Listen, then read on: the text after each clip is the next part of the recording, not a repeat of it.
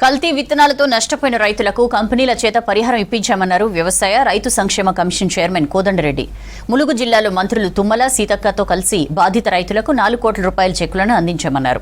గతంలో ఎన్నడూ లేని విధంగా రైతులకు పెద్ద మొత్తంలో విత్తన ఉత్పత్తి కంపెనీల చేత పరిహారం ఇప్పించామని తెలిపారు.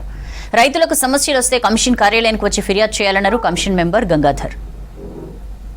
రైతు సంక్షేమ కమిషన్ రాష్ట్రంలో ఏర్పడ్డది. రైతు బిడ్డ ముఖ్యమంత్రిగా రేవంత్ రెడ్డి గారు ఏర్పడ్డ తర్వాత మొట్టమొదటిసారి కమిషన్ ఏర్పడ్డదని ఒక ఆశతో వాళ్ళు మాకు డైరెక్ట్గా వచ్చి మాకు దరఖాస్తు పెట్టుకున్నారు. దాదాపుగా 4 కోట్ల రూపాయలు, దాదాపుగా 800 పైచిలుకు రైతులు. ఎక్కడ కూడా ఈ విధంగా కంపన్సేషన్ ఇప్పించిన దాఖలాలు ఎక్కడ లేవు.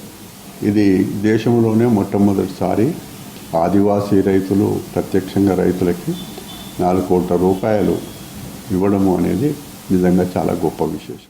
అంటే ఇట్లా సమస్యలు తీర్చడానికి పత్తి రైతులు వస్తూ ఉన్నారు, ఇంకా ఇతరతర రైతులు వస్తూ ఉన్నారు. చెప్పుకుంటే పోతే చాలా ఉన్నాయి. ములుగు సమస్య దేశ చరిత్రలో ఎక్కడ కూడా ఏ కంపెనీ ద్వారా రైతాంగానికి నష్టపోతే డబ్బులు ఇచ్చినా అంటే కాంపౌండ్ చేసి ఇచ్చిన పాపాన పోలేదు. గత ప్రభుత్వం 10 సంవత్సరాలు రైతాంగాన్ని పక్కన పెట్టింది, రైతులను పట్టించుకున్న పాపన పోలేదు.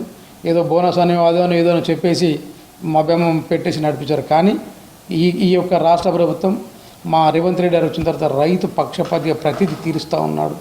దానికి ఉదాహరణ ప్రతిపక్షాలు ఈరోజు కొన్ని మాట్లాడే మేము కమిషన్లో ఉండి రాజకీయాలు మాట్లాడకూడదు, కానీ మీకు ఒక హితవు